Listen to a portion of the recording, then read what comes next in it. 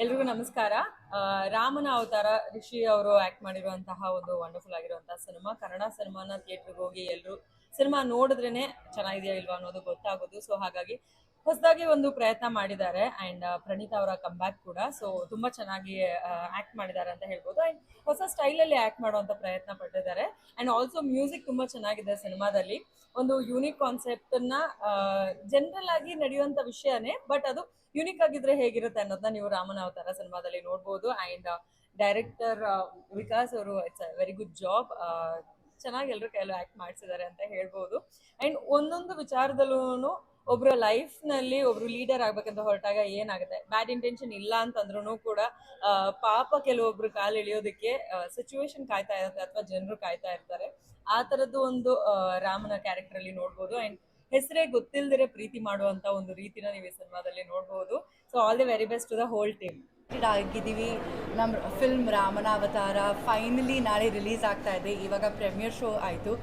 I really enjoyed watching it. ನಂದು ಚಿಕ್ಕ ಪಾತ್ರೆ, but I really enjoyed watching that little bit. And ನಾಳೆ film release ಆಗ್ತಾ ಇದೆ. ಸೊ ಪ್ಲೀಸ್ ನೀವು ನಿಮ್ಮ ಫ್ಯಾಮಿಲಿ ಜೊತೆ ಹೋಗಿ. It's a very stress free fun loving film. ನಿಮಗೆ ತುಂಬ ಎಂಜಾಯ್ ಮಾಡ್ತೀರಾ. So I hope you really really enjoy it. Full team ತುಂಬ ಎಫರ್ಟ್ ಹಾಕಿದ್ದಾರೆ ಈ ಫಿಲ್ಮ್ ಮಾಡೋಕ್ಕೆ. So I hope you all will enjoy it.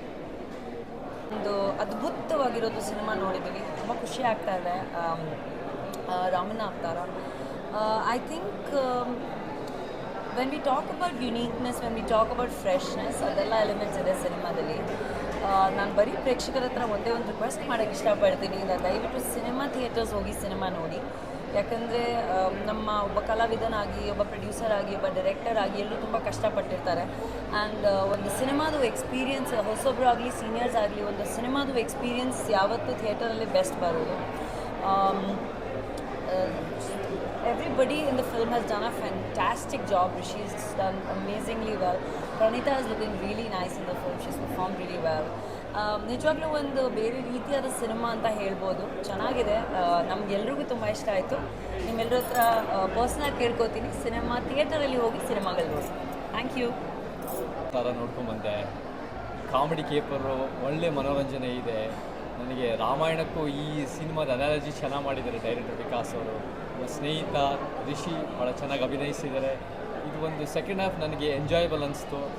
ಎಲ್ಲ ಒಂದಕ್ಕೊಂದು ಕನೆಕ್ಷನ್ ಚೆನ್ನಾಗಿತ್ತು. ಒಂದು ಸಿಂಪಲ್ಲಾಗಿ ಒಂದು ಫ್ಯಾಮ್ಲಿಗೂ ಇಷ್ಟ ಆಗೋ, ಎಲ್ರಿಗೂ ಇಷ್ಟ ಆಗೋ ಒಂದು ಕಾಂಟೆಂಟ್ ಓರಿಯೆಂಟೆಡ್ ಸಿನಿಮಾ.